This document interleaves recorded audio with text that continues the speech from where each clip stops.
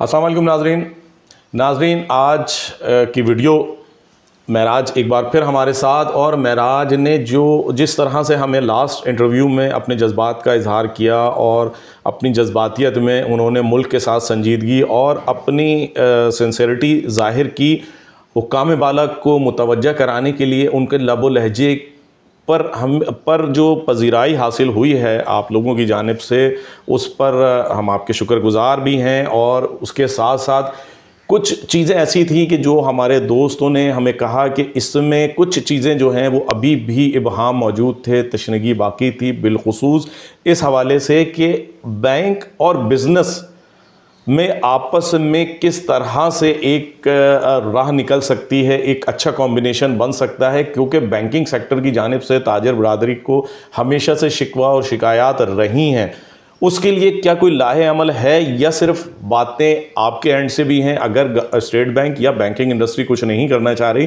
तो ताजरों ने इस हवाले से क्या किया, क्या उन्होंने कोई राह निकालने की कोशिश की? अगर कोई है तो हमें उस पर भी आवाज़ उठानी चाहिए। और मुख्तलिफ सवालात हमें जो किए गए, जो मैंने मैसेजेस महराजुल हक को भी फॉरवर्ड किए और उन्होंने उस पर कहा कि ठीक है, मैं इसका जवाब देने के लिए बिल्कुल ऑन एयर आने को तैयार हूँ।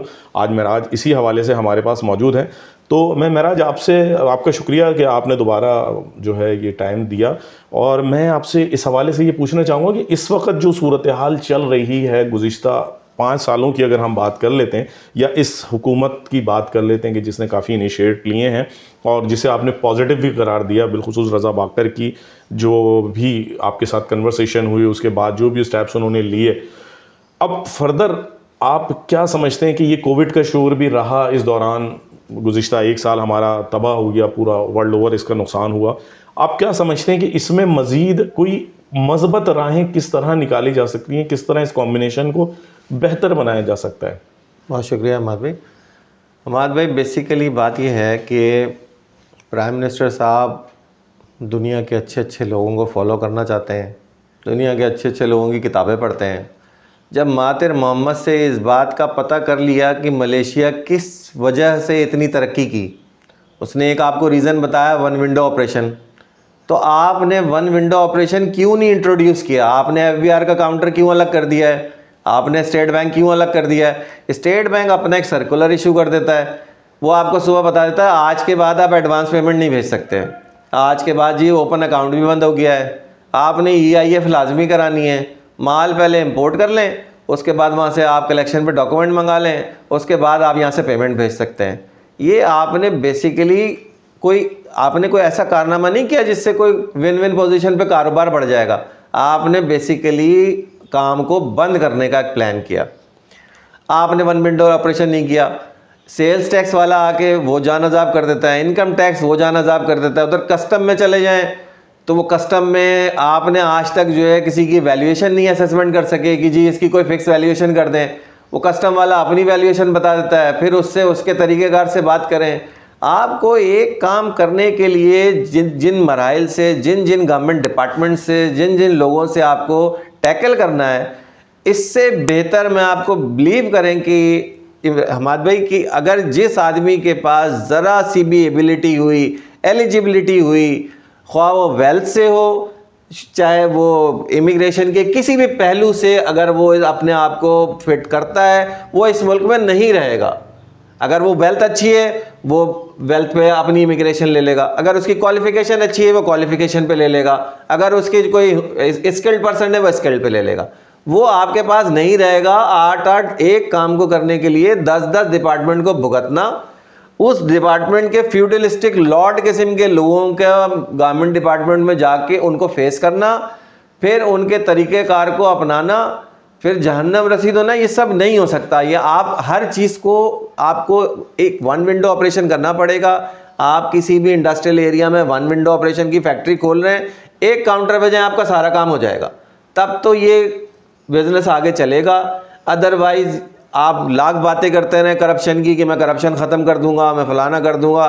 मैं महराज आपको यहाँ थोड़ा सा कतई कलामी करूँगा, लेकिन बात यह है कि मैं जो अभी चीज़ को महसूस कर रहा हूँ उस हवाले से आपसे सवाल करूँगा कि देखें, क्रिटिसिज्म तो इस गवर्नमेंट पर सब कर रहे हैं, लेकिन आज की इस बात का जो मकसद मैं आपसे हासिल करना चाहता हूं, जो हुकूमत वक्त को हम एक राह बताना चाहते हैं कि ये वन विंडो बासहूलत अंदाज में किस तरह से की जाए, हमें वो बताइए ना, ताकि हम उसको करें। कि आपके जहन में ऐसी क्या चीज़ है जिसे आप वन विंडो कहना चाह रहे हैं, जिसे आप समझते हैं कि एक जगह पे बैठ के ये चीज़ करें इस तरह से होगा, ये चीज़ करें तो इससे ये फ़ायदा होगा, ये चीज़ करें तो इससे तिजारत को इतना फ़रोग मिल सकता है, और ये काम करें तो इससे छोटा ताजिर खुद ब खुद आपकी तरफ राग़िब हो जाएगा। हमें तो राहें बताएं। देखिए, क्रिटिसिज्म ठीक कह रहे हैं, हर कोई कर रहा है, लेकिन जब पहले से नहीं हुआ तो आप इन पे आप हमारे भाई ठीक कह रहे हैं। देखिए, सबसे पहला जो फेज़ है ना, वो स्टेट बैंक को और हमारे गवर्नमेंट को, हमारी जो बेसिकली एक दुनिया में रेपुटेशन ख़राब है ना, उस रेपुटेशन को हमें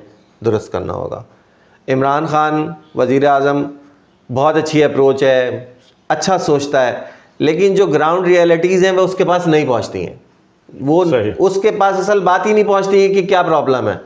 आपको इस मुल्क में, आप ये कह लें कि एक काम सीधे तरीके से होता है, नहीं होता। आपको, जिसे आप यू टर्न कहते हैं, मैं उसे प्लान बी कहता हूँ। आपको प्लान बी करना चाहिए। प्लान बी नहीं है, यू टर्न में तो एक ही ऑप्शन होता है कि आप सिर्फ यू ले सकते हैं, जबकि प्लान बी के बाद नहीं होता, प्लान सी के ऊपर जाएं। आपने कुछ ना कुछ यहाँ पे एश्योरेंस देना पड़ेगा। आपने हर डिपार्टमेंट का कम से कम, आपके पास कंप्लेंट आए, आपके पास एक्शन होना चाहिए, कोई एक्शन लेना चाहिए। और आप जब तक प्रॉपर तरीके से बिजनेसमैन से डायरेक्ट इंटरेक्ट नहीं करेंगे, वो आपके पास अपनी शिकायत लेके आए कि क्या प्रॉब्लम आ रही है। आप करंट मिसाल ले लें, आप कहते हैं कोविड-19 पे, जी आपको पता है, आपको पाकिस्तान 80% जो है वो यूज्ड मेडिकल इक्विपमेंट पे इन्हिसार करता है। 20% यहाँ पे पॉश हॉस्पिटल्स हैं, आगा खान है, शौकत खाना में, और ये 80% आपको जगह जगह क्लिनिक्स मिलेंगी। अंदरूनी सिंध में तो इवन ये कि मैं खुद बजाते खुद मैं जाके वहाँ पे, मैंने अंदरूनी सिंध में जहाँ पे बच्चे जो हैं वो नौमौलूद बच्चे, वहाँ पे मैंने इंक्यूबेटर्स पुराने मंगा के भेजे वहाँ पे कि भाई ये मेडिकली जो है इनको कम से कम कोई फैसिलिटी मिले। आपने एक ला के ड्रैप को मुसल्लत कर दिया। ड्रैप के पास चले जाओ, वो कहता है जी हमने यूज मेडिकल इक्विपमेंट का कोई कानून ही नहीं बनाया है। कस्टम कहता है कि जी ड्रैप ने हमें एक सर्कुलर दे दिया है। ईसीसी कहती है जी हमने तो मिनिस्ट्री को नोटिफाई नहीं किया, मिनिस्ट्री ने क्यों दे दिया। मैंने मिनिस्ट्री ऑफ कॉमर्स को लेटर लिखा, मैंने मिनिस्ट्री ऑफ फाइनेंस को लेटर लिखा, मैंने मिनिस्ट्री ऑफ लॉ को इसके क्लैरिफिकेशन के लिए मैसेज दिया, इन तीनों ने मुझे जवाब नहीं दिया। मैंने ड्रैप को लेटर लिखा, ड्रैप जवाब नहीं देता। मैंने कस्टमर को कहा भाई एक आदमी पूरी ज़िंदगी की मेहनत करके कोई चीज़ मंगाता है, आप उसे कॉन्फिस्केट कर दें, ये कौन सा तरीक़ाकार है। फिर आप उसको बेच के अपना रेवेन्यू जनरेट कर लें, वो आदमी बर्बाद हो जाए।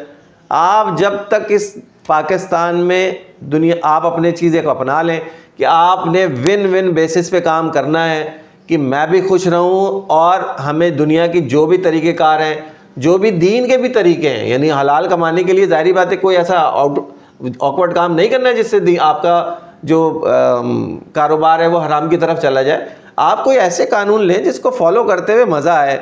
मैं यकीन करें, मैं वाहिद आदमी हूँ, मैं कस्टम के एडीसी के पास गया, जाएं उससे पूछें, एएफयू का एडीसी था एयरपोर्ट का, मैंने उससे जाके बोला कि भाई एयरपोर्ट से सामान लोग लेके आ जाते हैं, हमारा दिल नहीं मानता है, आप हमें कोई ऐसा काउंटर बना दें जिस पे हम इसकी जाके ड्यूटी पे कर सकें। वो कह रहे हैं जी आप कौन सी नई बातें करते हैं यार, हमें एक मुश्किल में डाल देंगे। तो अगर कोई हम जेन्युइन काम दिल से करना भी चाहते हैं, आप उसके लिए तैयार नहीं है। अब आप बताएं हम क्या कर सकते हैं इसके बारे में। नहीं, तो कोई अल्लाह अमल आपने बनाया है कि जी इस बात पे, अगर मिसाल है कि मैं आज आपसे ये बात कहता हूँ कि कल आपको फाइनेंस मिनिस्टर बुला लेता है, प्राइम मिनिस्टर बुला लेता है कि जी जो बातें आपने की हैं इसके लिए हमें बताएं, हम किस तरह वन विंडो करें, किस तरह सबको एक जगह ला के बिठाएं और किस तरह से ये आसानी से काम हो जाएगा, तो आप वो बात इसका बहुत आसान तरीका है हमारे, इसका बहुत आसान तरीका। आसान तरीका ये है कि आपने फ़र्ज़ करें कि एक डिपार्टमेंट बनाया ड्रैप की, जी ड्रैप की एनओसी चाहिए तो ये चीज़ इंपोर्ट होगी। आप ड्रैप हमें इंपोर्ट करने दें और ड्रैप की जिम्मेदारी लगाएं कि इसने जो चीज़ मंगाई है आप मेहनत करके इसकी सारी रिकॉर्ड को अपडेट करें। हमें नहीं लगाएं कि हम गवर्नमेंट डिपार्टमेंट के चक्कर लगाएं। गवर्नमेंट डिपार्टमेंट को बोलें कि आप इंपोर्टर की इज्जत करें जाके और इसकी चीज़ों को आप अपडेट करें। दुनिया में ऐसी होता है, दुनिया में कहीं पे भी, मैं यहाँ से अमेरिका, मुझे मजबूरन क्या करूँ, मुझे मजबूरन यूरोप से ख़रीद के अमेरिका भेजना पड़ता है। जब मैं वहाँ भेजता हूँ वहाँ तो ऐसी कोई रिस्ट्रिक्शन नहीं है, वहाँ मैं जो चीज़ चाहूँ भेज दूँ। जाने के बाद उस डिपार्टमेंट को रिपोर्ट कर दिया जाता है कि भाई ये चीज़ आ गई है, वो आके उसकी एंट्री कर लेता है। भाई हमने कोई ऐसी कौन सी चीज़ मंगानी है जिससे मुल्क को नुकसान पहुंच रहा है। आप मुझे बताएं, पूरे आपने तकरीबन 3 महीने हो गए मेडिकल इक्विपमेंट की। आपको एक ज़बरदस्त बात बताऊं और आप हवाले से आप माशाल्लाह सब अपडेट कर लें कि पिछले 3 महीने हो गए हैं यूज मेडिकल इक्विपमेंट पे पाबंदी लगा दी है। अब आप अंदाज़ा कर लीजिए कि पाकिस्तान में यूज मेडिकल इक्विपमेंट नहीं आएगा। जो मुतवस्सित तबका है, जो गरीब घराने हैं, ये भूखे मरे, ये अपनी बीमारियों से मरेंगे, इनके लिए इलाज के लिए फैसिलिटी नहीं है, और वही घूम घुमा के हमें मजबूरन जो है किसी बड़े हॉस्पिटल में जाना पड़ेगा, अपने घरों की चीज़ें बेचनी पड़ेंगी, इलाज करके फिर आना पड़ेगा। जब तक आप इस बात पे नहीं जाएंगे कि अगर किसी चीज़ पर पाबंदी लगा रहे हैं या किसी चीज़ को मंगा रहे हैं तो आपको क्या फ़ायदा है, क्या नुकसान है। मैंने इनको पहले भी लिखा, भाई अगर तुम्हें ड्यूटी बढ़ानी है, पाबंदी लगानी है, चॉकलेट्स पे लगाओ, पान पे लगाओ, तंबाकू पे लगाओ। आपको तंबाकू की इंपोर्ट पता है कितनी है? आपको पान की इंपोर्ट, चॉकलेट्स की इंपोर्ट, दुनिया के जो बेबी फूड्स हैं इनकी इंपोर्ट पता है कितनी है? आप उस पर जाके उनको महंगा कर दें। आप बजाय वो फैसिलिटी जो गरीबों को दी जा रही है, आप उस पर पाबंदी लगा देते हैं। सही।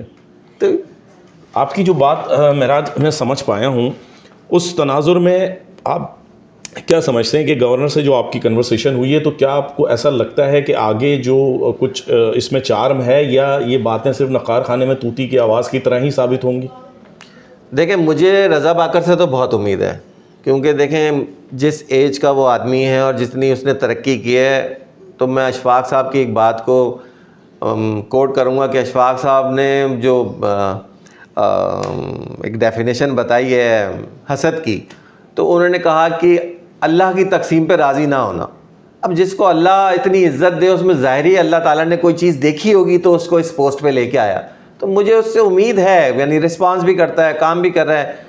लेकिन बात यह कि जिस वक्त सर्कुलर या किसी SRO का इम्प्लीमेंटेशन कर रहे हों, सारी मिनिस्ट्री को एक लूप में लें, मिनिस्ट्री ऑफ कॉमर्स को लूप में लें, मिनिस्ट्री ऑफ इसको फाइनेंस को लूप में लें, FBR को लूप में लें, फिर उसके बाद 4-5 SMEs बेस्ड लोगों से आप डिस्कशन करें कि भाई हम ये काम करने जा रहे हैं।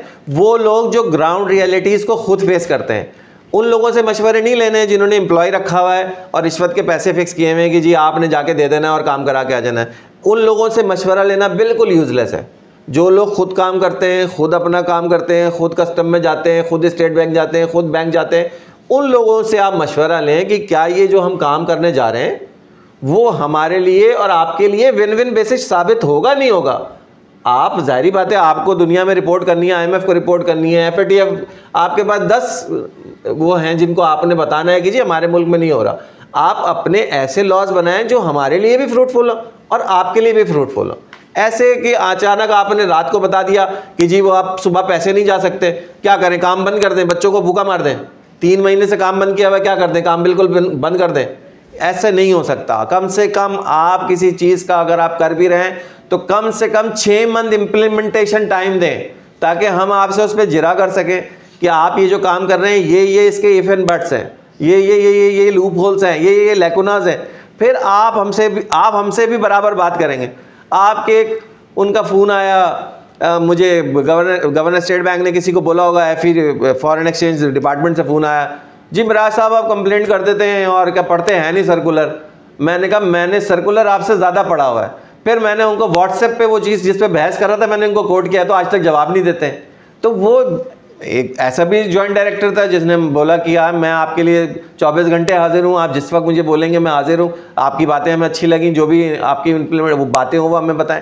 तो हर जगह अच्छे लोग भी हैं, हर जगह ख़राब लोग भी हैं, लेकिन खुदारा जो भी चीज़ इम्प्लीमेंट करें वो विन विन बेसिस पे करें, जिसमें हमें भी नुकसान ना हो और आपको भी नुकसान ना हो। बहुत शुक्रिया महराज। नाजरीन, ये वो चीज़ें हैं कि जो हक़ाइक़ पर मबनी हैं, ये किसी की ज़ाती मफाद नहीं है, ये मुल्की मफाद है। इस मफाद को किस तरह से इम्प्लीमेंट करके हम अपने मुल्क को आगे ले जा सकते हैं, अपनी आवाम को तरक्की दे सकते हैं। और जो बात एक बहुत ख़तरनाक मुझे अभी महराज ने जो ये बताई कि 3 महीने हो गए हैं और हम यूजेबल प्रोडक्ट्स जो हैं वो मेडिसिन्स की, सर्जिकल वगैरह के हवाले से वो नहीं मंगवा सकते, ये एक बहुत अलार्मिंग सिचुएशन है। मुझे यकीन है कि जो इंतज़ामी लोग हुकूमत के, मिनिस्ट्रीज़ के, बैंक्स के और बिलखुसूस स्टेट बैंक के इसको सुन रहे हैं, वो इस पर काइंडली नोटिस लें, फौरी एक्शन लेते हुए इस पर रिस्पॉन्स दें, क्योंकि ये रिस्पॉन्स ना आना ये साबित करेगा कि आप लोगों का माशी कत्ल करने के साथ साथ उन्हें वैसे भी गरीब को ख़त्म करने के दर पे हैं। इमरान खान साहब, आपसे ये रिक्वेस्ट है कि महराज ने जो ये लफ्ज़ कहे हैं ये बहुत अहमियत के हामिल हैं। इन लफ्ज़ों पे किस तरह से काम होना चाहिए, क्या हक़ाइक़ हैं, कौन से माफियाज हैं जो इस मुल्क के, इस अवाम के, छोटे ताजिर तबके के और इस मुल्क की मईशत के ख़िलाफ़ खड़े हैं, उनको आपने तोड़ना है, उनको आपने ख़त्म करना है। और जो फोकस आप इस मुल्क की तरक्की के लिए लेकर चले हैं उस पर आपने सीरियस होकर अमल दरामद करवाना है। एक चीज़ और अहमद भाई, मुझसे रिक्वेस्ट कीजिए कि भाई जो भी कंसर्न मिनिस्ट्रियां हैं कम से कम उसकी वेबसाइटों पे उनसे कांटेक्ट ईमेल तो दे दें। मिनिस्ट्री ऑफ मैरीटाइम्स, कोई कांटेक्ट डिटेल नहीं। इमरान खान साहब 1 करोड़ नौकरी का जो वादा किया था ना, बाखुदा आप ये MSC शिपिंग यहाँ आती है, हैपेक लॉयड यहाँ आती है, यहाँ पे कितनी शिपिंग कंपनी आती हैं। सबसे मज़े की बात आप सुन लें कि आपका एक क्रू मेंबर पाकिस्तान से साइन इन नहीं होता। आप पता नहीं कौन सी दुनिया में भाई, अगर सिर्फ MSC शिपिंग, हैपेक लॉयड, जो भी शिपिंग लाइन हमारे यहाँ सामान लेके आती है उस पर रिस्ट्रिक्शन कर दें कि पाकिस्तान से अगर आप काम करते हैं तो आपने इतने क्रू मेंबर हमारे अपने उसमें शामिल करने हैं। आपको पता है जितने हैपेक लॉयड, MSC, सब ने हेड ऑफिस अपने इंडिया में बनाए हुए हैं, बिजनेस पाकिस्तान से ले रहा है। कम से कम अपने हेड ऑफिस बनाए, मिनिस्ट्री ऑफ मैरीटाइम्स को इसको करें। ये 1 करोड़ नौकरियां शिपिंग कंपनी पूरी कर देगी। अगर आपने सिर्फ शिपिंग कंपनी का पूरा प्रॉपर शिपिंग कंपनी को इस बात पे रिस्ट्रिक्ट कर दिया कि हमारे मुल्क से काम करने के लिए आपके लिए ऊपर ये लाजिम है कि हमारे crew member sign in Pakistan से करेंगे, तो आप कम से कम 50 लाख नौकरियां, तो मैं कह रहा हूं जितनी भी होगी आपको कम से कम जो 1 करोड़ नौकरी के वादे में कोई भी परसेंटेज मिलेगी, लेकिन मिलेगी जरूर। ये मेरा आप इस बारे में मैंने FTO में भी कंप्लेंट की, इस बारे में मिनिस्ट्री ऑफ मैरीटाइम्स को भी कंप्लेंट की, मैंने सबको भी कंप्लेंट की, लेकिन ना मिनिस्ट्री ऑफ मैरीटाइम्स से कोई आया, ना मुझे आज तक उसका जवाब हुआ। 6 महीने से मेरा केस पेंडिंग है और जवाब देते नहीं है कि जी आपने कितने क्रू मेंबर यहाँ से साइन इन किए हैं। तो इस तरह मैंने हर डिपार्टमेंट को हर जगह कंप्लेंट की भी है, लेकिन ये जवाब नहीं देते। जवाब इस वजह से नहीं देते कि जवाब है नहीं। अब आप खुद नोट कर लीजिए, कम से कम जाके इन लोगों से पूछिए, नहीं हो तो मुझे कॉल कर लें या मुझे आप कोई ऐसा फोरम दे दें जिस पर मैं आपको बता सकूं कि क्या ग्राउंड रियलिटीज़ हैं। ये तो सिर्फ एक तरफ की बात की ना, कि मैरीटाइम के हवाले से बात की। कई चीज़ें नज़रों से छुपी हुई हैं और कई लोग नज़रों से छुपे हुए हैं जो आपको बताना चाहते हैं, जो आपसे काम करवाना चाहते हैं, जो आपके मिशन को लेके इस मुल्क से संजीदा हैं। तो मैं समझता हूँ कि अगर महराज के इस पैगाम को सुन लिया जाए, समझ लिया जाए, तो हम यकीनन कई अपने गोल्स को जो है वो अचीव कर सकते हैं। मुझे यकीन है कि हमारी ये वीडियो आपको पसंद आएगी और इस वीडियो को आप हमारी चैनल को सब्सक्राइब करने के साथ इस वीडियो को ज़्यादा से ज़्यादा शेयर करके महराज की आवाज़ बनेंगे, कमर्शियल चैनल की आवाज़ बनेंगे, इस मुल्क के लिए अपना किरदार